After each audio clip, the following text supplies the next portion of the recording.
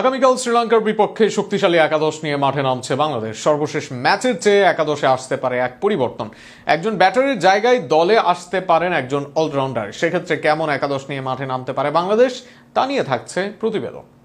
আগামীকাল সুপার ফোরের প্রথম ম্যাচেই মুখোমুখি হচ্ছে বাংলাদেশ ও শ্রীলঙ্কা। আগে থেকেই এই দুই দলের রাইভালরি ছিল চরমে। আগামীকাল সুপার ফোরে সেই রাইভালরি থাকুক কিংবা না থাকুক, জয়ের ক্ষুধাটা থাকবে বাংলাদেশের। আর এই গুরুত্বপূর্ণ ম্যাচে একাদশে ওপেনিং এ থাকতে পারেন তানজিদ তামিম আর সাইফ হাসান। দুজনেই গত ম্যাচে দুর্দান্ত শুরু এনে দিয়েছেন বাংলাদেশকে। অন্যদিকে ওয়ান ডাউনে ধারাবাহিক ক্যাপ্টেন লিটন কুমার দাস। কাল জ্বলে উঠতে হবে তাকেও। লিটনের পর কাল সুযোগ মিলতে পারে হৃদয়ের। মূলত শ্রীলঙ্কার বিপক্ষে ভালো পরিসংখ্যান আর মিডলে ধরে খেলার জন্য টিকে যেতে পারেন তিনি। 5 নম্বরে যথারীতি শামীম হোসেন পাটোয়ারি ও 6 নম্বরে ফিনিশার জাকের আলীকে দেখা যেতে পারে। এই আসরে নিজের চেনা ছন্দ থেকে দূরে থাকা জাকের আরো মারকুটে ভূমিকায় নামবেন, সেটি প্রত্যাশা। 7 নম্বরে আসতে পারে পরিবর্তন।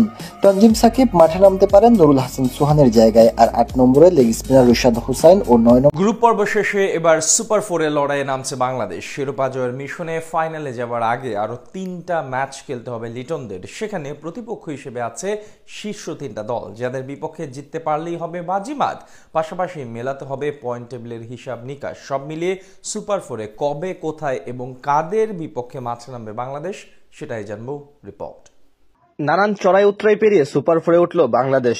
বলা চলে রীতিমতো এক প্রকার দুনিয়ার সবচেয়ে কষ্টের কাজটাই যেন হাসিল করলো লাল সবুজ প্রতিনিধিরা।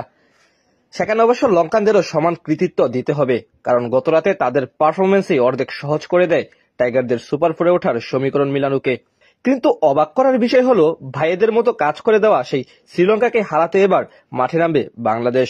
সাথে আরো 2টি কঠিন চ্যালেঞ্জ অপেক্ষা করছে টাইগারদের জন্য।